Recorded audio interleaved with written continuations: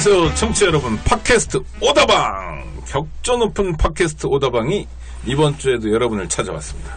오늘 70회입니다. 와, 언제나 특집 방송. 오늘은 정말 많은 분들이 드디어 봄을 느낀다고 하는데, 그렇죠. 세월호는 이제 목포로 왔고, 박근혜는 서울구치소로 갔고, 지난주에 있었습니다. 오늘은 또 특별한 날입니다. 4월 3일입니다. 4월 3일을 어떻게 기억하십니까? 여전히 많은 사람들에게 4월 3일은 1948년 4월 3일이기도 합니다. 오늘은 4월 3일 얘기를 비롯해서 또 우리 청취자들께서 관심 가져주실 만한 문제를 다루려고 하는데요. 오늘 도움 말씀 주실 분 소개해드리겠습니다. 인사 나누시겠습니다. 박찬식 선생님이십니다. 어서 오십시오. 예, 안녕하십니까. 네. 예. 선생님은 그 직함이 여러 개 있으신데요. 그 중에 하나가 서울 사는 제주 사름? 육지 사는 제주 사름입니다. 육지 사는 제주 사름. 예, 예. 네, 대표이시네요. 네, 네. 제주도 출신인데 육지에 산다 이런 거죠. 네, 네, 맞습니다. 사름은 뭡니까? 그 사람의 제주도 말입니다. 아, 그렇습니까? 네. 그 언제까지 제주에 계시다가 올라오셨어요?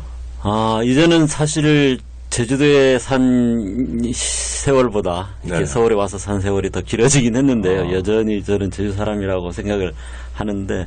고등학교까지 살았으니까 한 20년 정도 네, 산 네, 거고, 네. 이제 고향을 떠나와서 산 지가 벌써 한 3, 4년 다 돼가네요. 그러니까 대학부터는 예, 서울에서 그렇습니다. 사신 거고요. 혹 꼭 답변 안 하셔도 되는데 군대도 갔다 오셨나요? 군대는 면제, 네. 군대 대신 다른 데를 갔다 왔습니다. 국립대학이요? 예. 네. 아이고, 그래도 그 몇 년도쯤에 수감 생활을 하셨어요? 제가 2번 수감 생활을 아이고, 했는데요. 한 번은 대학교 4학년 때, 네. 예, 그러니까 85년이었는데, 그 학생운동 대학교 4학년이었어요. 네. 그 학생회 활동을 하고 있다가 이제 구속돼서 한 반년 살았었고요. 네, 그때 어디 사셨어요? 서울에요. 서울구치소에? 그때 산 거는 저쪽 영등포. 영등포. 예. 영등포는 지금 이사 갔습니다. 예. 그래서 남부교도소로 이사 갔습니다. 그 아주 후졌었죠. 네, 아주 후졌었습니다. 그리고 두 번째 감옥은 언제 사셨어요? 딱 10년 후에 제가 그 이후에 노동운동을 했었는데, 네. 그 전국 노동운동 단체 협의회라고 이제 네, 거기에 전노협, 네. 전노운협, 노운협 맞습니다. 운동단체. 거기에 서 하다가 한국통신 뭐 파업은 안 했는데 뭐 파업하니 어쩌니 하면서 막 집회하고 갔을 때가 있었거든요. 95년에. 한국통신 파업은 95년에 예, 했죠. 파업까지는 안 갔어요. 예, 맞습니다. 유덕상 아. 위원장 할 당시에. 그게 전면 파업은 아니고. 예, 집회만 했죠. 네네, 결국은 파업하겠다는 말을 했을 때. 근데 이제 맞습니다. 김영삼 정권이 그 당시에 이제 국가 전복 근무다 막 네, 이러면서 95년에. 이제 그 현충일 기억납니다. 배후 세력으로 네. 몰려서 이제 수배가 됐는데, 제명은 이제 그거는 구체적인 증거가 없었기 때문에 네. 이제 제가 전국 노운협 하면서 썼던 글, 제 집에 있었던 책 뭐 이런 거 가지고 이제 국가보안법으로. 그때는 얼마나? 그때도 한 하셨어요? 반년 살았으면 다행히 그때 이제 김영삼 정권 말기에 그 노사관계개혁위원회가 노개인가 하는 걸 만들어서 좀 타협적으로 하면서 이제 그 당시에 권영길 위원장도 들어와 있었고요. 네. 그 다음에 이제 문성현 씨라고 이제 그 당시 금속노조 위원장을 했던 나중에 민주노조 대표도 예, 맞습니다. 문성현 씨가 저하고 이제 공범으로 같이 들어와 있었어요. 근데 그분을 풀어줘야 되는 상황이 돼서. 네. 그때는 어느 교도소에 계셨는데? 그때는 서울구치소에 있었습니다. 영등포 구치소와 서울구치소. 예, 각 반년씩. 네. 그때보다요, 85년, 95년보다 그 이후에 교도소가 무척 좋아졌습니다. 그래요? 네. 예. 유단포 아세요? 예. 지금, 물러서 이렇게. 지금 수용자들은, 지금 이제 수용자라는 표현을 많이 써요. 재소자보다. 수용자들은 유단포를 모릅니다. 그래요? 그러면 네. 지금은 난방이 들어오는가요? 네. 많이 좋아졌죠. 그렇네요. 그러니까요. 우리 인권단체들에서 많이 노력을. 저희가 고생 많이 했다니까요. 그래서. 그 덕을 누가 보고 있네요. 박근혜, 김기춘, 조윤선. 네. 아니, 청취자 여러분, 유단번은 뭐냐, 일본 말인데, 원래 A급은 가죽 같은 거로 뜨거운 물을 넣습니다. 네. 겨울에 너무 추우니까 동상 걸리거든요. 그래서 자기 전에 뜨거운 물을 거기다 배급을 해주면 그걸 갖고 침낭 속에, 이불 속에 들어가서 체온을 유지하면서 자는 거잖아요. 예. 그건 범털이 하는 거고, 예. 개털들, B급은 이제 안 되니까 페트병이나 이런 데다가, 선생님은 A급이셨어요? B급이셨어요? 저는 유단번으로. 유단포도 그 당시에 썼나? 처음 들어갔을 때는 아예 없었던 것 같고요. 네네. 나중에 들어갔을 때는 있었던 것 같기도 하네요. 그러니까 네. 방 안에 얼음이 얼 정도였으니까 겨울직역을 사셨죠. 예. 네, 엄청 추웠죠. 예. 네. 옛날에 그 교도소의 난방은 방에는 전혀 난방이 없었고요. 창에서는 황소바람이 들어왔고 난방이라고 하기 못한 게 그 사동 복도에 연통이 하나 지나가는 게 그렇죠, 그게 그렇죠. 난방도 아니지만 하여튼 그 정도가 있었던 그거는 거고요. 교도관 자기 교도관 근무자들 옆에, 그렇게 있었습니다. 그렇죠. 근데 지금은 방에 다 그 온돌 비슷하게 전기 판넬을 깔아가지고 바닥이 뜨뜻하고요. 겨울에 아무리 추울 때도 영상 17도 이하로 안 떨어집니다. 야, 갈만하죠. 살만하겠네요. 그렇다고 뭐 또 갔을 일은 없으시지만 그래 하여튼 저희는 뿌듯합니다. 이렇게 김대중 정권 들어서면서부터 감옥이 많이 바뀌었고 특히 대통령 되신 분이 수감 생활을 많이 하셔가지고 감옥이 어떤 곳인지 알아서 많이 바뀌었고 뭐 저희도 많이 요구했고요. 네, 지금은 아마 좀 사실 것 같아요. 그래도 어려움이 있겠죠. 뭐 변기 문제 얘기한 사람도 있던데 네. 공주처럼 사시던 분이라 영등포에서 살 때는 명절 이럴 때 긴 휴가 그 휴일이 며칠 이어지지 않습니까? 그러면 그거를 안 해가지고 올라오고 그랬었어요. 네. 아유, 정말 그때는 끔찍했죠. 그리고 또 그러면 운동을 못 나가잖아요. 그렇죠, 운동 못 나가고. 연휴가 있고 그러면 접견 안 되고 운동 못 하고 그러면 끔찍하고. 지금은 신문도 볼 수 있고요. 교도소에서 글도 쓸 수 있고요. 신문을 자기 돈, 자변인데 자기 돈으로 사야 되지만 신문을 읽을 수 있고요. 텔레비전도 있고요. 텔레비도 있어요. 네. 근데 그러면 대학이 아니겠네. 그렇죠. 아니 근데 텔레비전은 뭐 8시 반까지만 틀어주니까 그리고 이제 그 박근혜 대통령이 연속극 좋아한다 이런 얘기가 있는데 연속극은 마음대로 못 봅니다. 왜냐하면 교정방송국에서 네. 제가 모셔놓고 제가 말씀드려서 죄송한데 교정방송국이라 따로 법무부 교정본부에서 따로 방송을 해요. 그러니까 KBS나 이런 거를 녹화를 했다가 자기들이 다 모니터링해서 소위 교정교화에 도움이 안 될 것 같은 것들은 빼고 그러니까 드라마도 뭐 보통 한 달이나 3주 늦게 방영을 해주고요. 뉴스는 8시 뉴스를 라이브로 보여주긴 하는데 딱 30분만. 그것도 또 시국에 따라서는 안 해주기도 하고요. 텔레비 있는데 약간 허당입니다.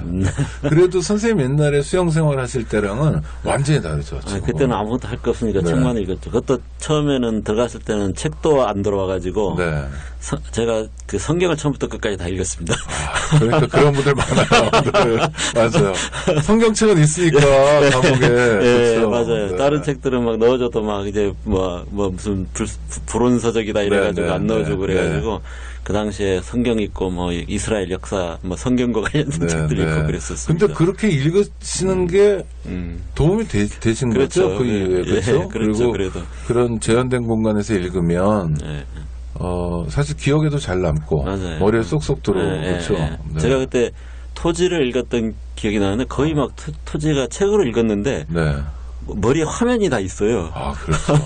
그럴 뭐 감옥 안에서 볼 게 없으니까. 이게 몰입되고 그러니까 그게 막 그랬던 것 같아요. 그래서 대학이라고 그러고 저희 인권연대 그 사이트에 그런 글이 있는데 박근혜 대통령이 감옥에 가서 고전을 좀 읽었으면 좋겠는데 이분이 뭐 마키아벨리 이렇게 얘기하기도 어렵다. 군주론하고 전혀 다른 얘기다. 근데 그런 걸 읽을 가능성은 없으니까 부디 헌법이라도 읽었으면 좋겠다. 이 죄라도. 근데 진짜 그 감옥에서 뭔가 읽으면 꽤 학습이 되는데, 이게 농처럼 말씀드렸는데, 근데 학생운동하다가, 노동운동하다가, 사실, 옛날 얘기네요. 원래 감옥 갈 일은 아닌데, 그쵸? 그렇죠. 이제, 85년 감옥, 그 다음에 노동운동, 여기까지 이제 자연스러운 흐름이고요. 그 다음에 95년에 감옥 갔을 때는 이제 나이도 좀 든 다음이었고, 그렇죠. 이제 좀 직업이 필요하고 뭐 이런 때였는데, 그 다음에 나오신 다음에 뭐 하셨어요? 사실은 원래 이제 95년에 구속되기 직전에는 제가 하던 활동을 좀 정리를 했었어요. 아, 네. 정리하고 소위 고시 공부를 한번 해보려고 네. 딱 이제 변호사, 우리 제 친구들도 이제 다 같이 이제 공부한다고 막 이래가지고 이제 저쪽 신림동 쪽으로 이사하려고 이삿짐 싸고 있는데 이제 와서 잡아갔어요. 네, 알고 있어요. 그래서 나와서 주변에서는 아이 그래도 또 다시 하면 되지 않겠냐 했는데 아이고 이게 내 팔자가 아닌 모양이다 이래가지고 다시 이제 활동을 했는데 그때 이제 민주노조운동연구소라고 네. 거기에 들어가서 이제 그 소장도 좀 했었고 네. 그러면서 이제 그러고 나서 이제 전태일을 따르는 사이버 노동대학이라고 99년 준비해서 2000년에 이제 출범을 했었는데 네. 거기에 초기에 이제 기획팀장 맡아서 이제 강의 설계하고 교수들 섭외해서 이제 강의하게 하고 네. 또 지방도 그게 이제 그 사이버인데 오프라인을 이제 한 달에 한 번씩 해요 강의를. 네. 근데 그게 이제 전국에 한 15개 정도 지역이 하다 보니까 거기에다가 첫 해는 1학년만 있었는데 그게 3년 과정이거든요. 네네. 한 3년 되면은 전국에 40몇 개 지역이 결국 되는 거거든요. 네네. 그거를 이제 쫓아다니면서 이제 교수님들 이제 소개도 해야 되고 뭐 이러니까 한 3년을 너무 정신없이 살았어요. 거의 집에도 못 들어가는 생활을 한 3년 하고 나니까 이거 완전 이제 너무 고갈돼서 이대로는 안 되겠구나. 뭐 여러 가지 이제 집안 식구들하고도 문제도 생기고. 네, 그럼요. 그래서 이제 좀 쉬자. 네. 그래서 이제 2004년에 조금 이제 그걸 정리하고 2005년에 이제 영국으로 유학을 가서 한 5년 반 정도 공부하고 왔죠. 예. 사실은 굉장히 늦은 나이에 가신 그렇죠, 거네요. 그렇죠. 40대 넘어서 했으니까. 2005년에요. 2005년 영국으로 유학 가기 전까지는 학생운동 그리고 그 연장 어떤 연장인 노동운동을 그렇죠. 하신 거죠. 사이버 노동대학에서 일하신 것도 사실은 노동운동으로서 그렇죠. 하신 거죠. 사이버 노동대학은 지금도 활동하고 있죠. 그렇죠. 그때만 들어 지금 한 16기, 17기인가 이렇게 모집을 하고 있고요.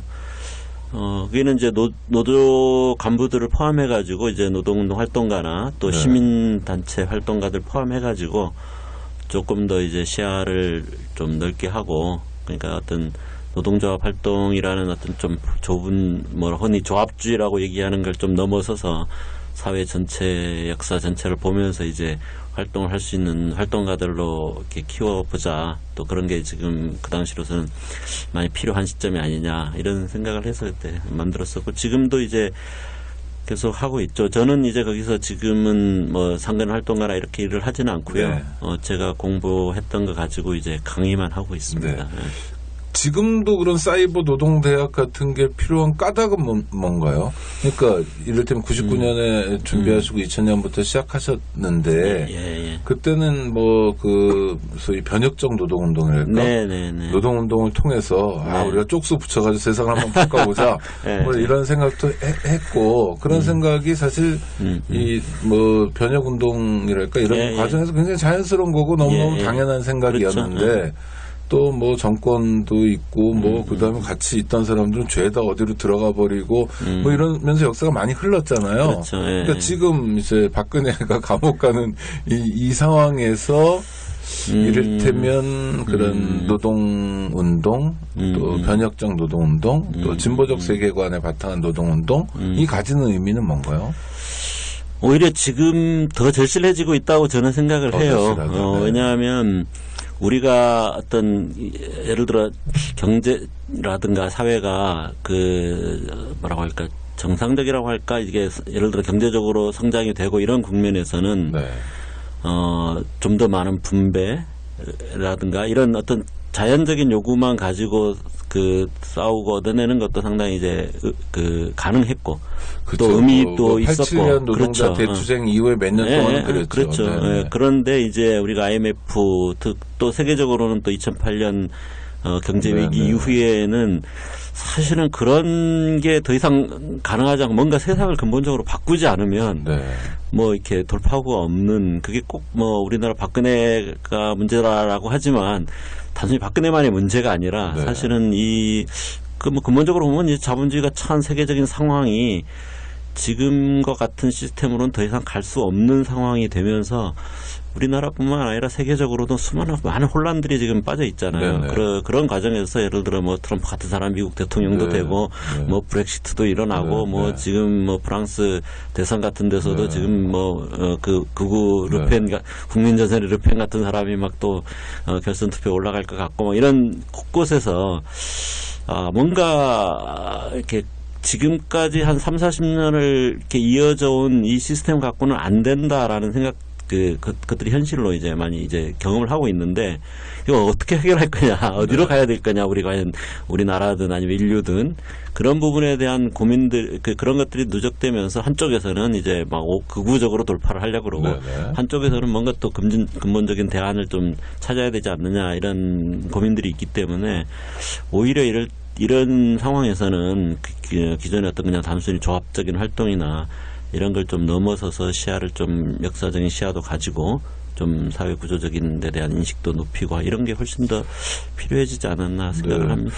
그리고 저는 뭐 이 방송 들으시는 청취자들은 뭐 다 그러시겠지만 다른 일반 시민들도 그래도 다행인 것은 박근혜를 끌어내렸다, 탄핵했다, 감옥에 보냈다 가지고 만족하는 분들은 없는 것 같아요. 아니 예전 같았으면 우리가 막 10년, 20년 전 같으면 그렇죠. 그것만으로도 정말 어마어마해가지고 막 가슴이 떨리고 그렇죠. 6월 항쟁 때 뭐 그런 분위기 있었잖아요. 항쟁이 막 진행되다가 노태우가 6.2군지 소기군지 하여튼 6.29 발표를 하니까 환호하고 그 다음에 운동도 그렇고 막 균열이 오고 그렇죠. 정신력 못 차리고 이런 시기가 있었습니다. 선생님 다 경험하셨던 것처럼. 그렇죠. 그런데 지금은 뭐 그때도 뭐 바로 대선이 있었는데 지금 대선이 있는데도 불구하고 그래도 시민들이 좀 똑똑해진 것 같아서 다행이긴 하나 그러나 근본적인 삶의 문제를 풀기 위해서는 우리가 훨씬 더 철저해져야 되고 또 공부할 필요가 있다. 그런 의미에서 전태일을 따르는 사이버 노동대학의 활동 실천은 여전히 유효하다. 저는 그렇게 네, 어떤 면에서는 더 절실하다. 거고. 다시 영국으로 가겠습니다. 2005년에 영국을 혼자 가신 거요? 가족들하고 같이 갔죠. 그건 좀 다행입니다. 그래 제가 평생에 이제 가족들하고 그 5년이 그야말로 이제 거의 하루 종일을 이제 그 식구들하고 대학에 바로 옆에 있는 기숙사에서 이제 같이 생활을 했으니까 뭐 점심도 와서 먹을 정도로 그 전까지는 거의 이제 사실 제가 거기에 가게 됐던 계기 중에 하나가 우리 딸이 이제 그때 제 딸이 그 당시에 초등학교 2학년인가 2학년쯤 됐었어요. 근데 이제 그 우리 가족 얘기를 이제 쓰는 시간이 있었는데 우리 아빠는 한 달에 한 번쯤 집에 들어온다. 그래서 이거 진짜 이거 큰일 나겠다. 정말 근데 좋은 결단을 잘 하셨나요? 제때. 왜냐하면 아이가 몇 살이냐가 되게 중요하잖아요. 그렇죠. 또 너무 어리면 외국 나와도 그렇고. 그렇죠. 그래서 큰 6학년, 4학년 때 애들 이제 큰 애는 6학년, 작은 애는 4학년 때 나가서 이제 일부러 고른 것처럼 가장 그렇게 됐어요. 결과적으로 물론 그때 둘째가 딸인데 딸은 참 가서 많이 고생을 했죠. 말도 안 통하니까 그러니까 여기서는 막 이제 좀 여자인데 좀 대장 스타일이었는데 가니까 이제 뭐 아무 말도 못 하고. 그러나 금방 복원하잖아요. 한 1년은 걸렸는데 근데 또 이제 그래 좀 초기 힘들었죠. 그러니까 가족들에게 5년을 통해서 빚을 갚고 나중 시간까지 보험을 들고 오셨군요. 어디서 공부하셨어요? 요크라고요. 요크. 뉴욕의 원조죠, 요크가. 거기가 영국 중부 지방에 그 요크라는 곳이 예전에 로마 제국의 당시에 그 수도였어요. 런던하고 이제 남북. 그래서 영국 같은 경우는 영국 교회 있잖아요. 성공회. 거기에 이제 대주교가 두 명 있죠. 하나는 캔터베리 런던 쪽이고 하나는 요크. 그게 그 쌍벽이었어요. 그래서 옛날 로마 시대의 그 뭐라고 할까 건축물이나 그 도로나 이런 게 아직도 남아 있어서 지금 이제 우리나라 보면 경주 비슷한 것인데 그러다 보니까 그 주변은 다 산업혁명 때 이제 산업 도시들이었고 뭐 맨체스터, 리버풀, 뭐 또 리즈 뭐 이런 그런 동네거든요. 버밍엄 이런 데 가까웠는데 거기는 옛날 모습 그대로 남아있는 조용한 도시였고 네. 그래서 이제 참 좋았어요. 거기가 그 생활하기가. 그러니까 안온한 도시였겠네요. 예, 굉장히 조용하고. 감옥 같은. 젊은 학생들은 네. 갈 데도 없고 이게 네. 노는 데도 네. 별로 없고 네. 이래서 네. 좀 네. 답답했는데 그냥 펍이나 좀 이렇게 그렇죠. 있고. 예. 네. 가족으로 가는 사람들은 다 좋아했고 그래. 근데 요즘은 이제 공무원 연수팀이 많이 가요. 저희 네. 때 한 서너 팀 왔다가 네. 이제는 아예 이제 그러면 영국 요크에 가셔서 공부를 하시면서 학위를 따신 건가요? 그렇죠. 예. 뭐 어떤 공부를 하셨나요? 정치학을 공부했는데 네. 저는 논문은 이제 박정희 시대에 한국에 소위 이제 외국에서 발전 국가론이라고 있어요. 네, 디벨롭먼트 스테이트라고 네. 해가지고 발전 국가론 비판. 네. 그러니까 대표적으로 우리나라 출신의 장하준이라고 경제학하시는 네, 네, 네. 분이 있죠. 이제 캠브리지, 그분이 네. 이제 발전 국가론자 중 네, 중요한 네. 발전 국가론자인데 그거를 좀 이제 마르크스적인 관점에서 좀 비판적으로 검토하는 그런 것이었고요. 주로 국가론을 공부했다고 보면 되죠. 네. 그리고 2010년에 귀국하셨어요. 11년에요. 11년. 예, 네. 예. 다시 돌아온 한국은 어떠셨어요? 그래도 2005년은 노무현 정권 때라 뭐 약간 시끄럽기도 하고 좀 불안하기도 했지만 그래도 그때까지 분위기는 좀 앞으로 나가는 것 같은 분위기가 있었잖아요. 예, 네. 예. 제가 가기 직전에 노무현 대통령 탄핵해서 그 탄핵 반대 네. 집회들하고 네, 이제 네. 잠깐 갔었고 네. 그 다음에 이제 2008년에였습니까? 그 광우병, 네, 2008년. 그때는 이제 못 봤고 네. 근데 이제 영국 거기에 있는 동안에 이제 두 분 대통령이 전임 대통령이 돌아가셨죠. 이제 네, 네, 노무현 네. 대통령이 2009년에, 돌아가시고 네. 그 다음에 이제 김대중 대통령도 좀 돌아가시고 그래서 거기에서 이제 그 같이 가 있는 분들하고 이제 또 술 한잔 하면서 이제 주모도 하고 그랬었는데 왔을 때 그래 참 어려웠죠. 사실은 어두웠고 지난 한 몇 년 동안은 특히 뭐 제가 오늘 뭐 4.3 얘기도 하지만 4.3 지난 10년 동안 참 한 걸음도 더 진전하지 못하고 네. 오히려 이제 거꾸로 돌아가려는 그런 사태에 계속 직면해서 그거 지키느라고 악을 써야 되는 그런 시기였죠. 그렇죠.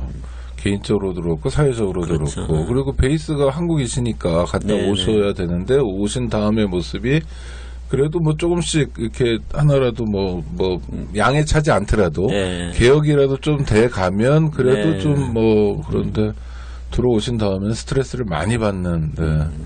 게다가 들어오시자마자 딱 다음에 대통령 선거가 있었는데 뭐 문재인 후보가 많이 따라가긴 했지만 원래 그때 대세는 박근혜였던 거 아닙니까? 박근혜가 되는 판이었고 결국 박근혜가 됐고. 제가 정치학을 공부했으면 박근혜는 안 될 거라고 생각했는데 그러니까 네. 야 그래도 50%는 못 넘긴다 네. 뭐 이런 이 생각을 수준이 네. 50%까지는 못 넘기니까 결국 1대1로 가면 네. 박근혜가 지지 않겠냐라고 생각을 했는데 네. 그게 진짜 뭐 부정인지 아닌지 모르겠지만 어쨌든 참 불행한 역사가 됐죠. 네.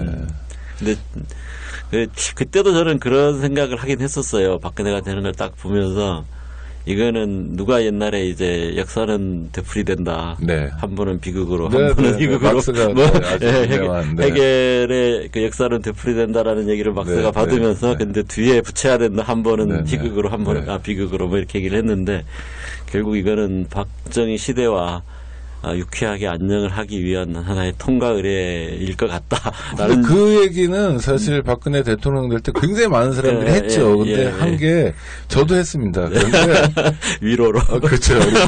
자위였죠. 자기 위안으로 그냥 우리들끼리 그렇죠.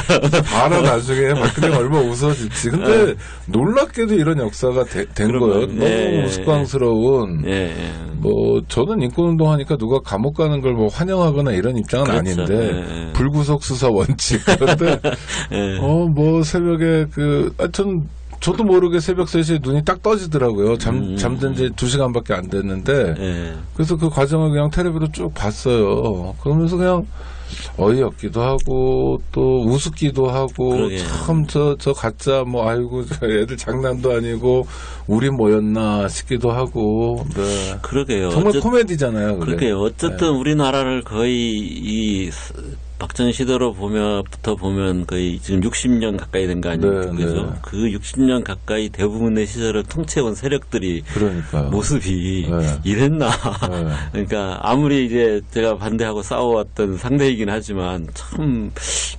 이렇게까지 허무맹랑하고 엉터리고 진짜 그쵸? 그랬나 네. 싶은 네. 생각이 들어요, 진짜.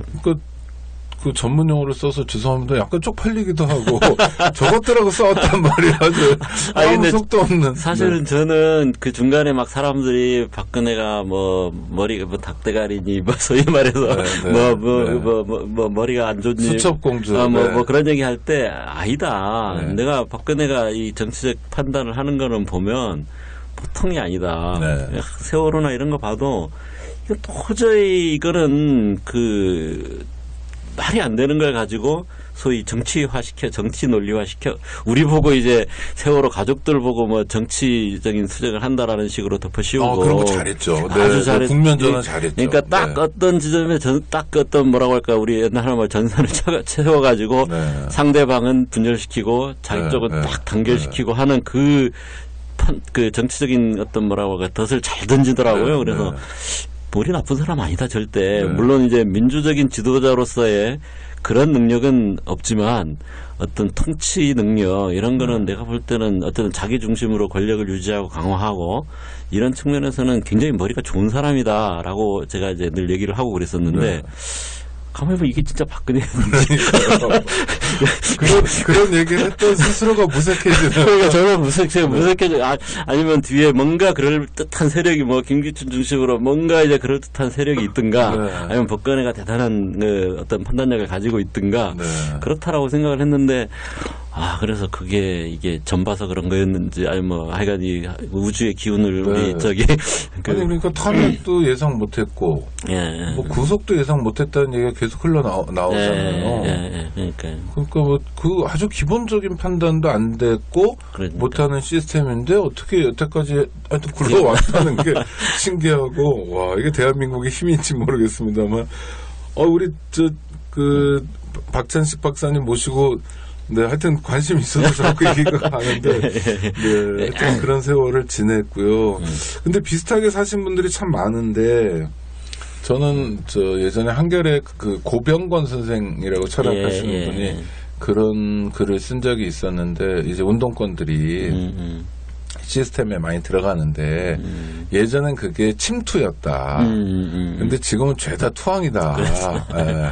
그리고 최근에 경향신문에 썼던 칼럼은 민주화 운동했던 사람들이기 때문에 예를 들어서 뭐 더 훨씬 중요한 자리, 권력 이런 걸 잡아야 뭐 세상을 바꿀 수 있다고 생각하는 경향이 운동권 일반에 있는 것 같고, 또 자기가 운동했던 것에 대한 보상을 받고자 하는 심리가 있다. 그래서 손학균이 뭐 이런 분들이 아직도 저러고 있다. 뭐 이런 글인데요. 전 그분 지적이 참 맞는 것 같은데, 근데 우리 박 선생님은 왜? 뭐 저는 그게 뭐 제가 특별하게 뭐가 있어서 그런 게 아니라 사람이 참 인연인 것 같아요. 네. 인연이고 인연에서 마음이 끌리는 대로 살다 보니까 여기까지 온 거죠. 아니 근데 저는 뭐 여러 가지로 생각도 없고 뭐 하여튼 관심도 그런데. 인권운동 하다 보면 자꾸 물어봐요, 그런 걸. 언제 가냐고. 그래서, 아니, 25년밖에 안 가고 있는데 어딜 또 가냐고. 근데 선생님도 그런 질문이랄까, 뭐랄까, 하여튼 너무너무 자연스럽게. 맞죠. 또, 그런 질문을 받으실 것 같아서 어떠신가 해서 여쭤봤고. 자, 오늘이 4월 3일인데요. 제주도 사람에게 4월 3일은 어떤 의미인가요? 이 방송을 들으시는 분들은 어느 정도 아시겠죠, 그죠? 네네, 그럼요. 저희는 오피니언 리더가 주로 듣는데. 무슨 제 얘기부터 하면, 제가 대학교 4학년 때 처음 잡혀갔을 때, 제일 먼저 이제 취조를 당한 게, 4.3 공부했지, 뭐 이런 거였어요.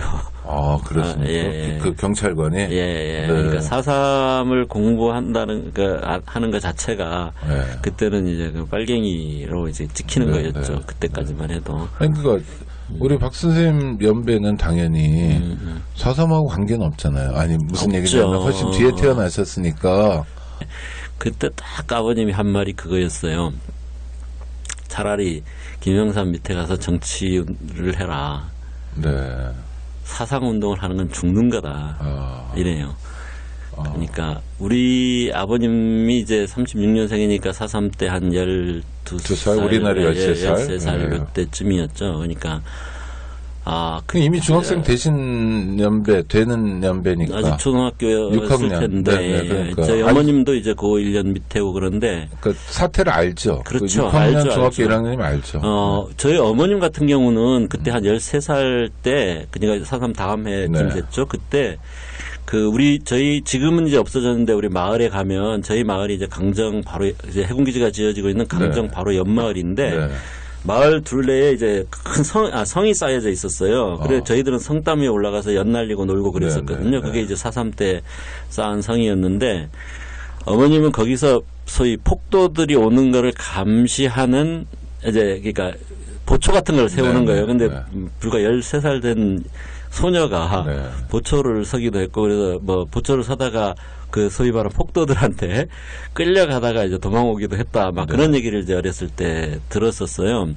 근데 그때는 왜냐하면 그런 얘기는 할 수 있는데 그러니까 폭도들을 욕하는 얘기는 할 수 있는데 그렇죠. 네네. 이제 다른 얘기는 못 하는 거였죠. 그래서 저희들도 4.3 사태 때 뭐 이런 얘기를 얼핏 이제 제사 때 할 때 듣긴 듣는데 실제로는 이제 몰랐어요.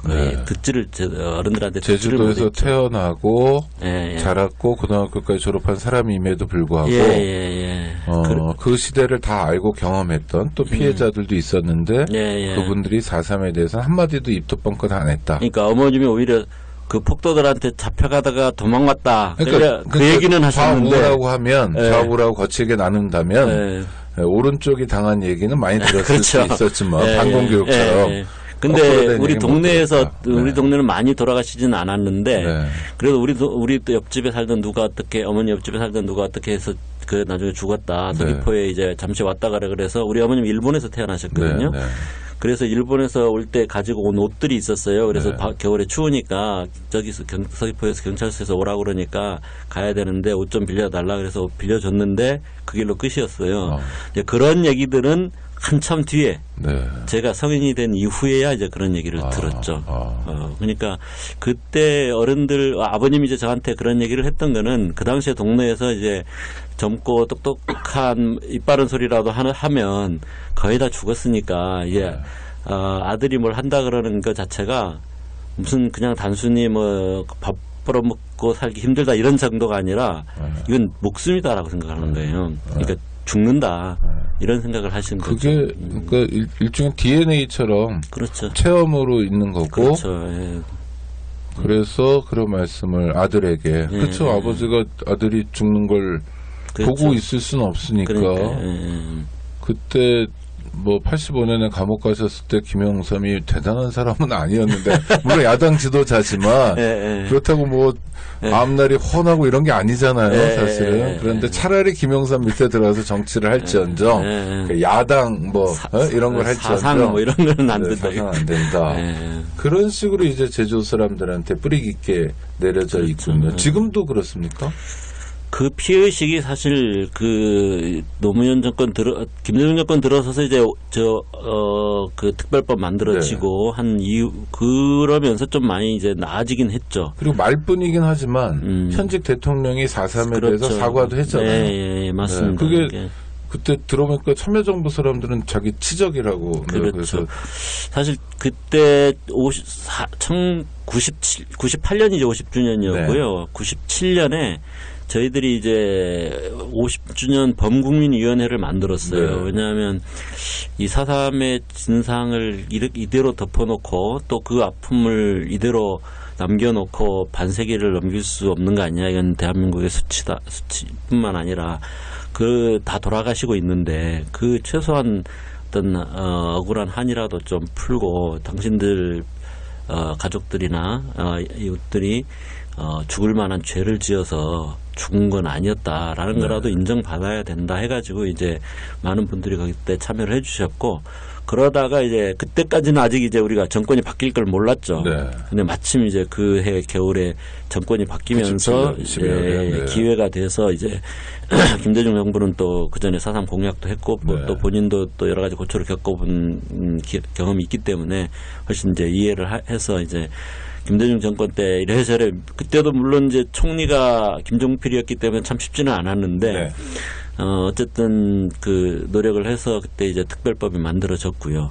그러면서 이제 국가위원회가 구성됐죠. 특별법이 위원회가 구성되고 그 다음에 이제 희생자 신고를 받아서 이제 심사를 하고 그리고 진상조사 보고서가 이제 2003년에 그러니까 노무현 정권으로 넘어온 다음에 이제 진상조사 보고서가 이제 발간이 됐고 그거를 이제 진상조사 보고서가 돼서 국가가 공식적으로 이게 이제 국가가 잘못했다. 그 어떤 죽은 사람들이 잘못한 게 아니다라는 게 이제 인정되면서 이제 노무현 대통령이 2003년 10월 달에 이제 제주도 가서 이제 공식적으로 거기에 대해서 사과를 했죠. 네. 그런데 그 노무현 대통령 또 사과하고 난 다음에 바로 제주도에 또 기지를 또 선물해 주는 참 어이없는. 예. 그런데 하나하나 여쭤볼게요. 자, 4.3 진상조사는 다 끝난 건가요? 그러니까 진상은 밝혀진 건가요, 이제? 아니면 거기도 미완의 과제가 남아있나요? 이게 두 가지 측면의 미완의 과제가 있다고 네. 볼 수 있는데요. 하나는, 4.3, 그 좀 상징적으로 우리 김경훈 시인이라고 제주도에서 4.3을 많이 이렇게 시도 쓰고, 강정도 시를 쓰고 한 분이 내 표현을 그분 만나서 얘기하다가 그분이 이제 4.3의 겨울만이 아니라 4.3의 봄도 얘기해야 된다. 이런 얘기를 하셨는데, 네. 그러니까 특히 이제 80년대 우리가 이제 4.3을 할 때는 그 4.3을 어떤 역사적인 관점에서 항쟁이다. 네. 이런 얘기들을 이제 많이 했었던 거거든요, 기본적으로. 네, 그렇죠. 예, 그런데 이제 이게 제도화되는 과정에서는 그런 것보다는 이제 억울하게 죽었다, 인권 침해다. 피해자. 피해. 네, 그러니까 그런 피해와 어떤 그 희생의 대상으로만 이제 네, 파악되는 거죠. 네. 또 그래야만이 인정될 수가 있었고 또 실제로 그 당시에 예를 들어 무장대에 그 간부급을 했던 분들이나 이런 분들은 아직도 희생자 신고를 못 하고 있어요. 예, 그러니까 그런 부분들은 그러니까 어떤 희생과 피해의 대상으로만 남아 있지. 그분들도 좀 뭐 하나 역사의 주체고 공동체의 주체였고 그래서 이제 그런 측면에서 어떤 그들은 또 이제 뭘 원했고 왜 그렇게 싸웠는지 이런 것들은 이제 아직 이제 본격적으로 되지 않았다라고 할 수 있겠고요. 5.18하고 이렇게 비교해 보면 그런 면이 있네요. 그럼요. 5.18이 희생당했다는 거 인정받았고 그러나 그 희생이 그냥 무슨 신군부의 폭력적 진압 뭐 이것만 있었던 것이 아니라 5.18 유공자들이 민주주의를 위해 싸웠다는 것까지는 왔잖아요. 5.18이. 다만 5.18의 문제는 1980년에 멈춰 있다든지 광주에 국한돼 있다든지 하는 문제가 있어서 그렇죠. 뭐 현재와 전국화의 과제가 있는 거지만 제주는 5.18만큼도 아니고 일단 그냥 피해자 수준에 머물러 있다. 그렇죠. 그러면요. 실제로 싸움도 했고, 그렇죠? 네, 시작이 4월 3일 시작이 그랬고 발단이 그 사람들이 원한 바는 뭡니까, 그러니까? 그 전에요. 우리 4.3을 보통 이제 4월 3일 날 봉기로부터 출발하는 거로 사람들이 생각을 하는데 그게 그렇지가 않죠.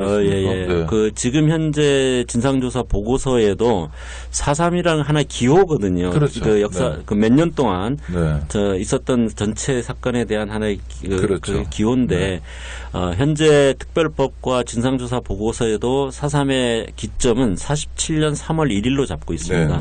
47년 3월 1일에 이제 3.1절 제주도 대회라는 게 열렸어요. 거기에 제주도민 3만 명이 참가를 했거든요.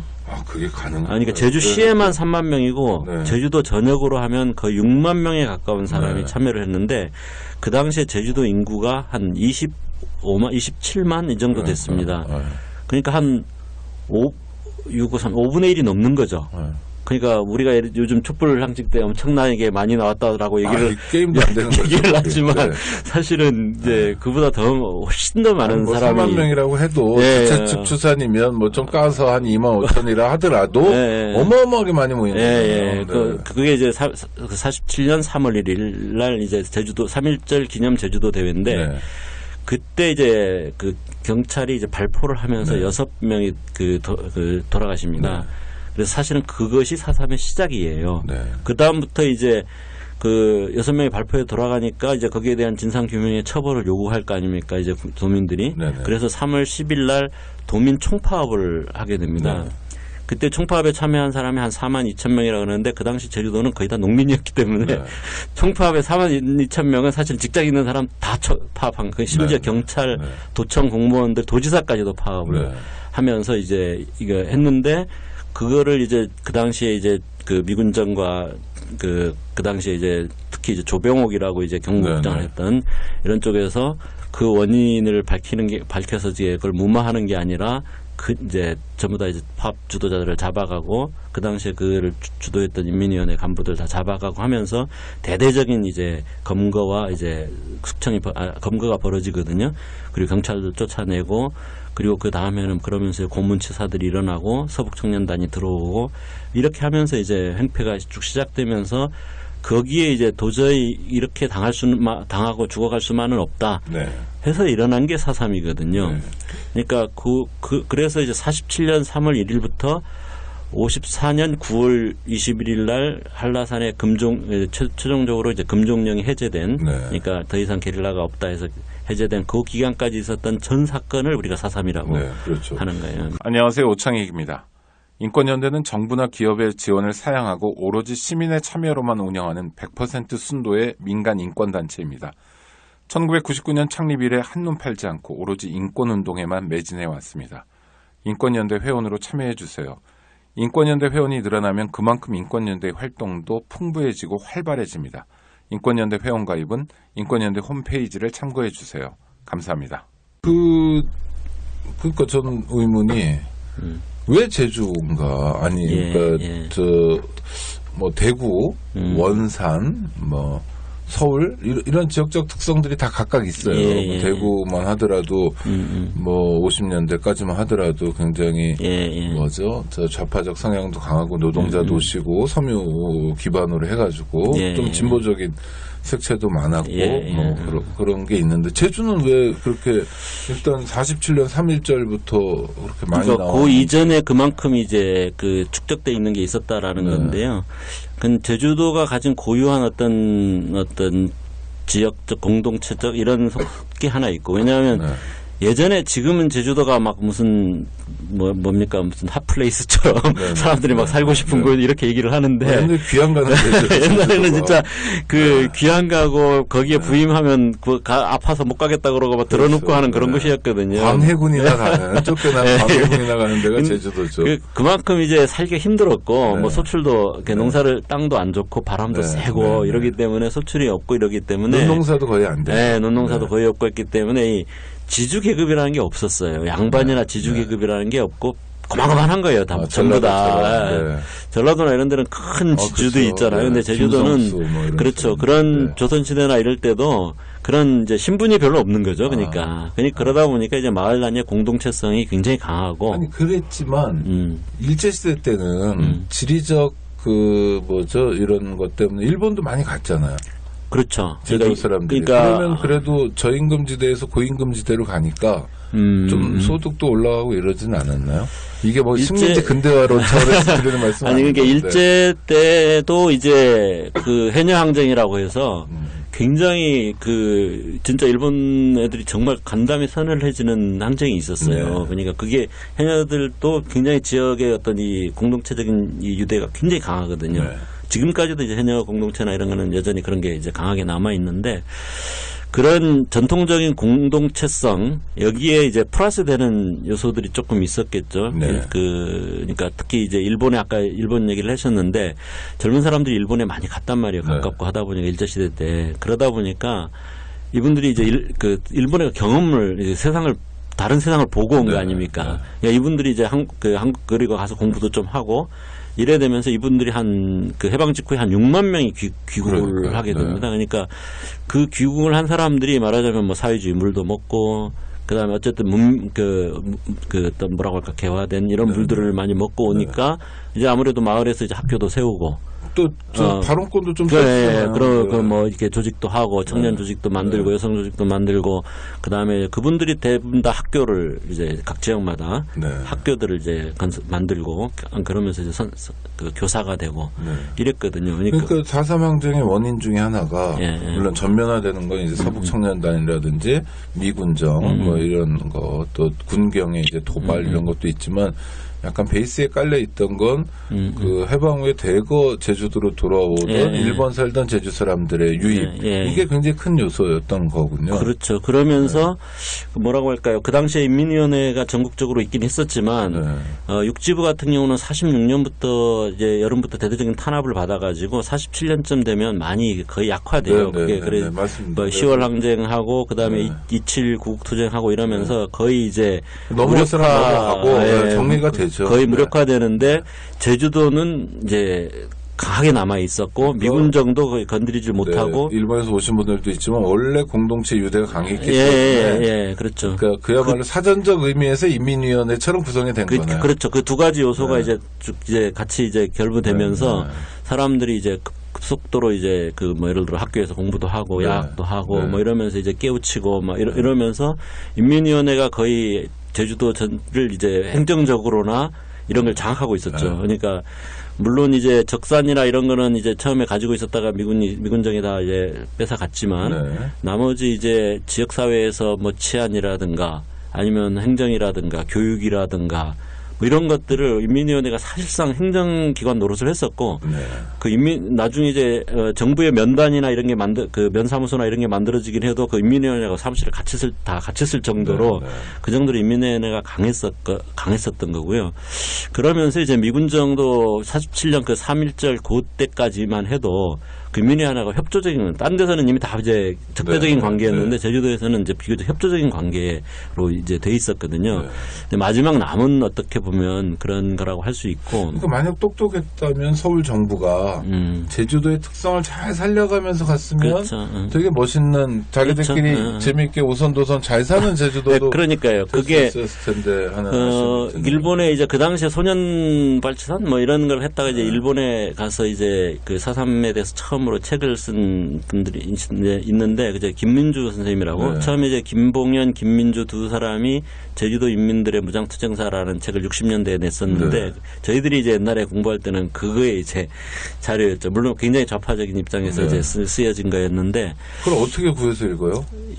아무래도 이제 제주도는 일본하고 굉장히 관계들이 많으니까 일어로 된 책이었죠. 근데 이제 그런 건 잘 금서로 지정이 안 되고 자기들이 일본말을 몰라서 아니 뭐 비밀스럽게 들어와서 이제 보긴 했는데 근데 그 김민주 선생이 이제 최근에 재작년에 이제 그 제주 MBC의 다큐멘터리 굉장히 좋은 다큐멘터리 있습니다. 산들 바람의 노래인가 해가지고 굉장히 좋은 다큐멘터리가 있는데 나중에 혹시 기회 되시면 한번 보십시오. 근데 그분이 거기서 하는 말이 그거예요. 그 당시에 도대체 뭘 원했느냐. 라고 했을 때 거의 이분이 이제 지금은 이제 기억을 못 하시는데 노래를 이렇게 부르면 따라 하세요. 그 당시에 노래를 부르면. 노래가 그런 학생. 그러면서 뭘 하려고 했습니까? 그랬더니 인민의 나라를 만들려고 했던 거다. 그래서 그런데 그 인민의 나라가 별건 아니었다. 이렇게 얘기를 해요. 그러니까 제가 지금 생각을 해보면 사실 그 당시에 이미 그 인민의 나라라고 하는 뭐 우리가 인민이라는 말 요즘 좀 남한에서는 좀 낯선 말이긴 하죠, 그죠? 근데 이제 사실 60년대까지만 해도 인민이라는 말 흔히 썼던 말인데 이제 박정희 시대 때 막 그 반공 그걸 강화하면서 이제 못 쓰게 됐던 건데 그 인민의 나라라는 게 어디 뭐 새로운 나라를 만든다는 게보다는 해방되고 나서 일본이 물러간 그 공백에서 이미 지고 있던 나라였던 거예요. 그렇죠. 그 사람들이 이미 스스로가 자기들이 공동체를 만들어 대표해서 뽑고 그 다음에 뭐 행정도 하고 치안도 하고 다 하고 있었던 거죠. 그거를 그냥 이제 말하자면 국가적인 수준에서 가져가려고 했던 거고 그런 차원에서 이제 통일된 나라를 원했던 거죠. 그래서 그 당시에 뭘 원했느냐. 결국 그분이 표현 인민의 나라인 거고 우리로 보면 요즘 이제 국민이 주인이다, 그렇죠. 주권, 네. 주권은, 그러니까 지금 우리는 이제 국민의 모든 주권은 국민에게 있다 그러는데 국민으로부터 나온다 그러는데 국민으로부터 나오긴 하는데 저기로 가버리는 이런 주권이 돼버리고 있잖아요. 근데 이제 어떻게 보면 그 당시에 그는 진짜 국민 주권인 것이 실질적인 주권이었다라고 할 수 있겠죠. 그러니까 저 재헌의회 때 헌법 만들 때 그 속기록에 남아 있는데 당시에 저 국가의 주체가 인민인데 인민이란 말을 이제 북조선에서 쓰고 있어서 우리가 좀 쓰기가 그러니까 국민이라 하자 이런 논의 대목이 나오거든요. 네. 그래서 정말 통통할 노릇인데요. 그러니까요. 아니 남이 쓰고 있다고 그냥 그러니까 근데 좋은 말 하나 뺏겼고요. 어떻게 보면 국민이라는 말이 일본식이죠. 한국 시민, 네, 그렇잖아요. 그렇죠. 그리고 제한되잖아요. 예. 원래 인민인데. 그리고 링컨은 또 말하기를 인민을 위한 인민에 위한 링컨은 또 이렇게 말했다고 우리가 번역하잖아요. 네, 그것도 요즘은 인민이라고 번역하나요? 중간에는 네, 또 국민이라고. 인민했다, 국민했다, 또 인민했다 이러고. 그러니까 우리말로 보면 저는 이제 정치학을 네. 하는 입장에서 보면 국민이라는 거는 이미 국가에 의해서 그러니까요. 어떤 규정된 네, 어떤 네. 권리, 자격이 주어지는. 차라리 일본이나 중국처럼 국민하면 조금 또 예, 있어 그렇죠, 보이는데, 그렇죠. 그렇죠. 그러니까 국가를 구성하는 인민하면 오히려 국가를 구성하는 주체가 되는데. 그렇죠. 헌법 제정권자로서의 국민하면 오히려 국가에 의해서 자격이 부여되는 네. 이렇게 사후적으로 이제 그런 그러니까. 측면이 있어서 사실은 저는 인민이라는 말 이제 우리가 다시 써야 된다고 생각이 드는데. 그리고 또 안 쓰고 뺏긴 것도 아니라 그냥 자기가 찌질해서 안 쓰는 말 동무 같은 거 있잖아요. 그렇죠. 예. 네, 박동무 이런 거. 느낌이 살벌하잖아요. 동무 얼마나 좋아요. 어깨 동무. 동무. 네. 그러니까 지금 우리 촛불이 원하는 거나 네. 그 당시에 4.3 당시에 사람들이 바랬던 거나 사실은 똑같은 거라는 거죠. 그러니까요. 근데 막 거기에 이데올로기적인 색깔을 청해서 그 당시에 이제 남노당이 강했기 때문에 네. 무슨 이제 우리가 지금 생각하는 거하고 전혀 다른 무슨 그 이상한 나라를 만들려고 했던 것처럼 이렇게 낙인을 저게 색깔을 자꾸 칠하는 것일 뿐이죠. 그러니까 박사님 이런 거 아닙니까? 자, 하여튼 당신 굉장히 자연스럽고 그냥 동네 형이고 이러다가 이게 이제 낯설어진 게 한국 전쟁이잖아요. 그렇죠? 한국 전쟁을 통해서 그냥 붙어버리니까 그냥 상대를 악마화하고 이러면서 4.3이 제대로 평가도 못 받고 그냥 억울한 희생으로 남아있고 사실은 한국전쟁 시스템이 지금까지도 어떤 면에서 이어져 오고 있는 거죠. 그래서 따지고 보면 들어보면 별것도 아니고 그렇죠. 그때 그 어른들 그분들을 뭐 폄하하는 건 아니지만 1947년 48년 49년까지 요구했던 주장들이 뭐 그렇게 되게 많이 세련되고 그러진 않았을 것 같아요. 그렇죠? 좀 소박한 수준일 것 같아요. 학교를 공짜로 공부를 시켜준다. 네. 이런 것만 해도 그 당시에 젊은 사람 설레죠. 엄청나게 이제 네, 큰 거였어요. 네, 사실 네. 뭐 그런 데 대한 욕구들이 굉장히 열망들이 그렇죠. 있었는데 그런 게 일제시대 때 이제 안 됐잖아요. 그러니까 그런 것들이었는데 그게 이제 어쨌든 그런 자신들의 삶에서 나오는 요구들이 있었고 어떤 요구나 바램들이 있었고 그리고 그것을 또 시켜가고 있었던 거죠. 또 스스로. 누가 뭐 국가에서 뭘 안 해줘도 사실은 스스로 이미 그걸 하고 있었는데 그거를 이제 말하자면 이제 억압한 거죠. 예. 그러면 진상규명도 아직 부족한 거고 그러니까 4.3의 봄은 아직 안 온 거니까요. 그렇죠. 그러면 명예회복 같은 건 좀 됐나요?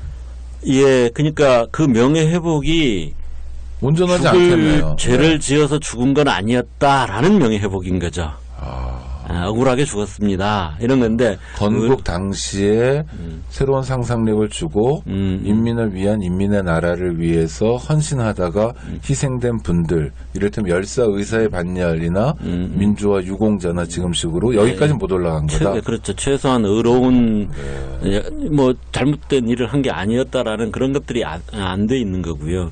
그러니까 그럼 명예회복도 안 된 거네요. 사실상 그렇죠. 그러니까 그리고 이제 그런 측면이 이제 중요한 측면인데 얘기가 좀 길어지네요, 그죠? 근데 이제 명예회복이라는 것도 아까 딱 그 수준에서 지금 이루어진 거고요. 근데 그 수준에서도 사실은 과거 청산이라는 측면에서 뭐라고 할까요? 아주 표면적인 수준에서만 된 거죠. 왜냐하면 이 잘못된 과거를 청산하고 그 아픔을 치유하고 그 당사자들의 아픔 그리고 또 그 아픔을 낳았던 우리 사회의 어떤 구조적인 이런 부분들을 이제 청산한다는 이런 의미에서 보면 과거 청산이라고 하면 기본적으로는 정의의 원칙에 기반해야 되는 거거든요. 그죠? 그래서 예를 들어 엄청난 피해가 있었으면 거기에 대한 국가가 당연히 배상이든 보상이든 해야 그러니까 되죠. 지금 배보상도 전혀 없었던 전혀 거예요? 없었죠. 그거 안 됐고. 네. 그다음에 진상규명도 약간 반쪽이고 부족하고. 그렇죠. 명예회복도 안 됐고. 그렇죠. 그러니까 이런 상황이면 당연히 가해자를 처벌하거나 단죄한 적도 그렇죠. 없고. 가해자에 대한 단죄도 전혀 없죠. 우리가 사실 뭐 처음부터도 우리는 가해자 단죄까지는 애초에 요구를 하지는 않았어요. 네네. 근데 이제 왜냐하면 실제로 그 당시에 많은 가해자들이 지역에 남아서 살았고 이웃으로 살았기 때문에 네. 그 몇십 년 동안 얽힌 거를 상처를 덧낼 수는 네. 없었기 때문에 일단 그거는 유보하자 이제 이렇게 생각을 했었던 건데 그리고 사실은 피해 보상은 처음부터 요구를 했지만 이제 그 당시 조건이 이제 그걸 안 받아들였었던 거고 근데 아까 말씀하셨지만 진짜 뭐 누가 하는 말로 예를 들어 지나가다가 맨홀에 뚜껑이 열려 있어서 맨홀에 빠져도 그게 책임이 있죠. 그럼요. 국가에서 그걸 제대로 관리를 안 했으면 거기에 대해서 배상도 해야 되고 보상도 해야 되는 건데 국가 권력이 거의 의도적으로 그렇게 수많은 사람을 죽이고 뭐 3만에 가까운 사람을 죽이고 300개 이상의 마을을 불태우고 완전히 삶의 기반들을 완전히 파괴시켰는데 거기에 대해서 아무런 배상이나 보상 조치가 전혀 없는 채로 지금 온 거거든요.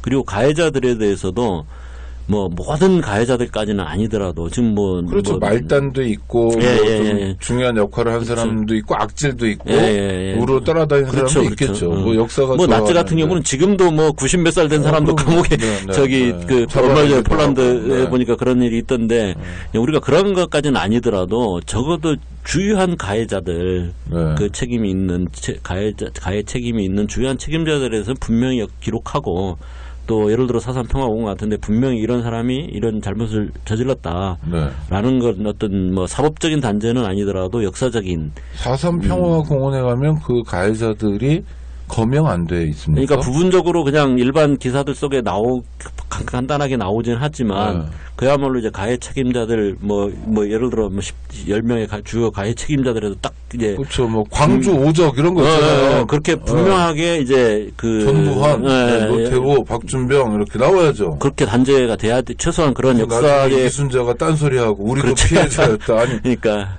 그게 지금 안 돼 있는 거죠. 그러니까 형사적으로 못하죠. 이승만 옛날에 죽었으니까 그렇더라도 정확히 기록하고 그럼요. 최소한 4.3을 기억하는 공간에서는 단죄가 돼야 되는데 그렇죠.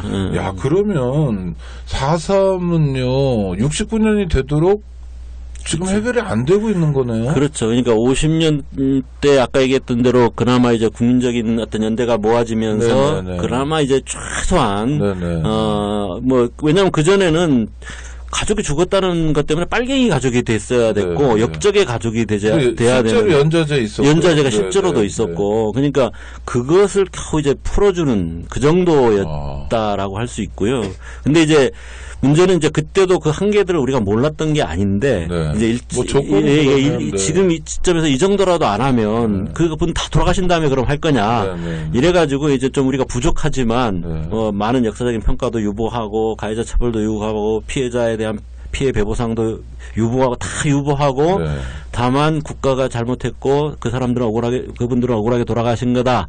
라는 걸 인정받는 것에서 겨우 이제 우리가 했던 거거든요. 그리고 나머지 과제는 뒤로 미뤄놨던 건데 문제는 그 이후에 이제 10년 동안 이제 보수 정권이 되면서 보수도 아니죠. 이 수구 나한테 이상한 사람 되면서 이게 거기에 한 걸음 나가기는커녕 오히려 지금 기존의 사삼평화공원에 올려져 있는 위패들 중에서 몇 사람은 불량 위패다. 말하자면 이제 저 빨갱이들인데 진짜 빨갱이다. 진짜 빨갱인데 올라가 있다. 이러면서 그거 끌어내려야 된다. 누가 그래요?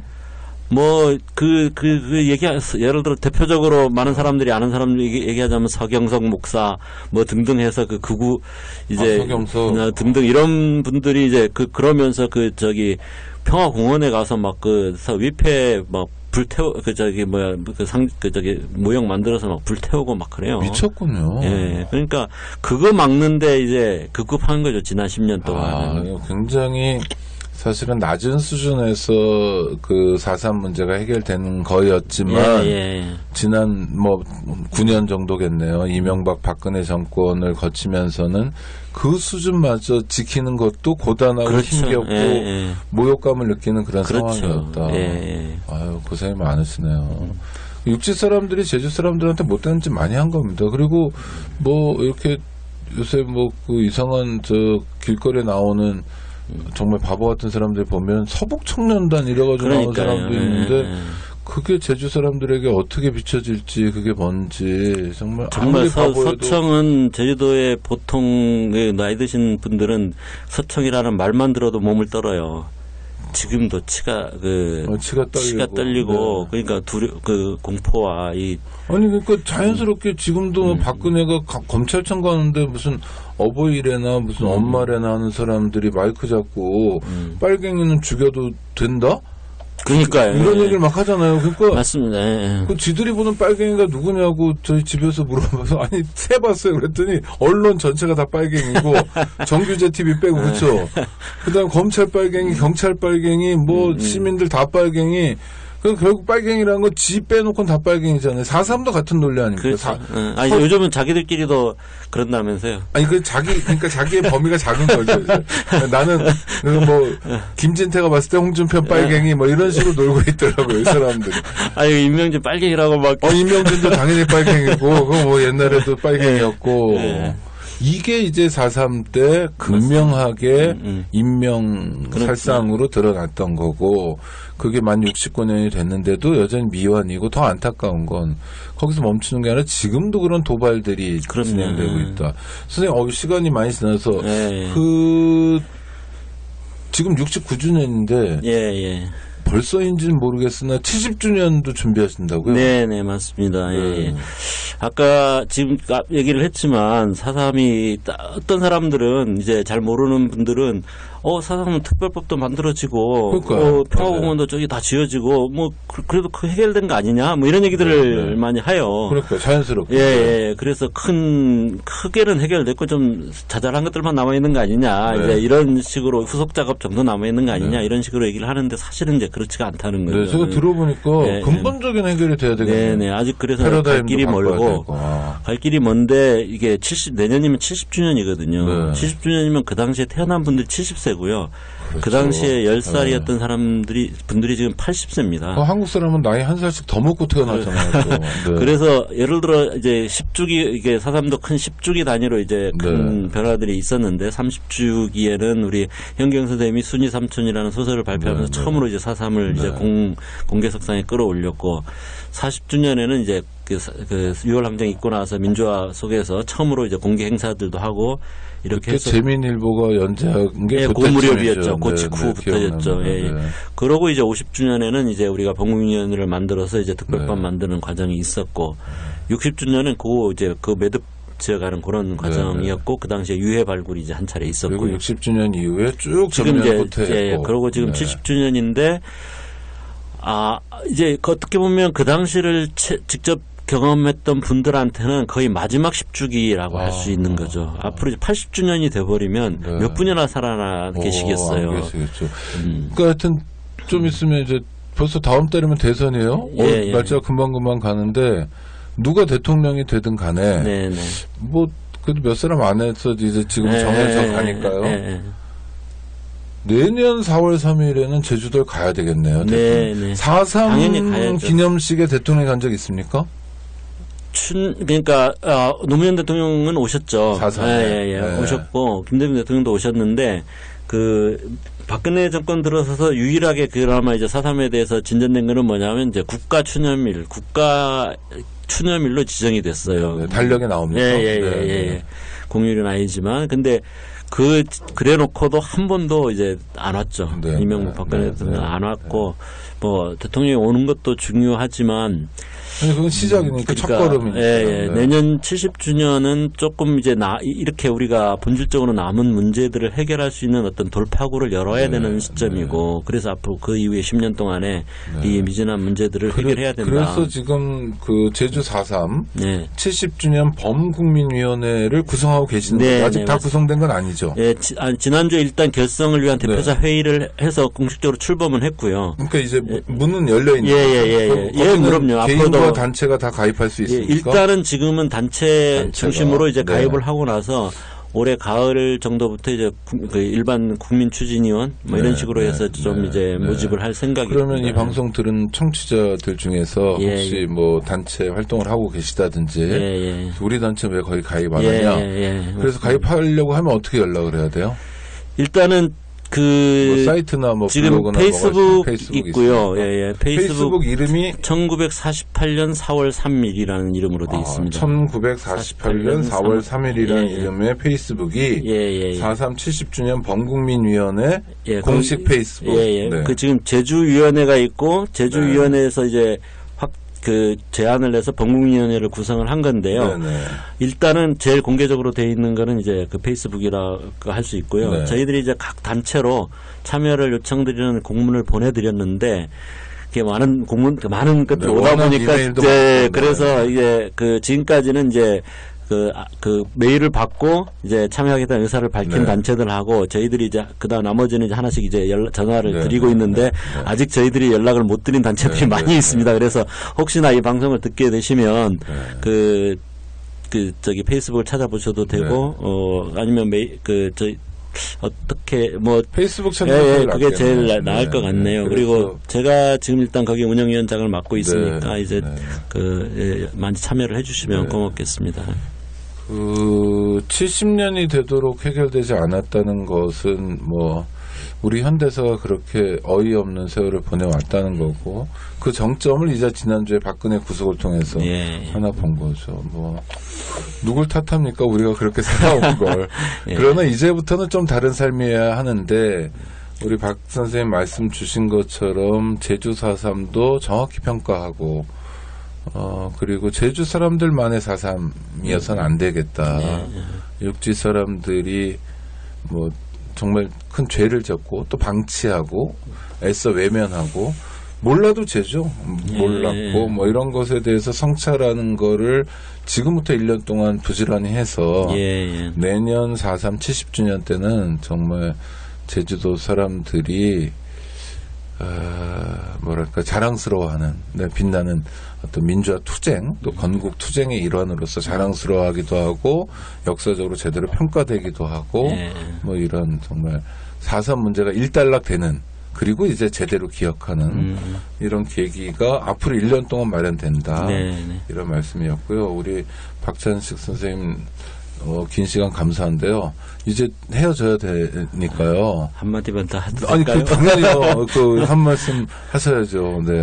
요즘 어쨌든 제주도를 많이 가잖아요. 가고 싶어 하고 또 많이들 가시는데, 제주도에 물론 아름다운 그 자연 환경이라든가 이런 것들을 충분히 느끼는 것 좋고, 그런데 사실 대부분 아름다운 풍광이 있는 곳이 대부분 학살터예요. 정방폭포 뭐 등등 성산 일출봉 등등 다 이제 그리고 여러분들이 제주 공항에 딱 내리면 사실은 그 제주 공항 그 혈주로 밑에 아직도 많은 유해들이 묻혀 있습니다.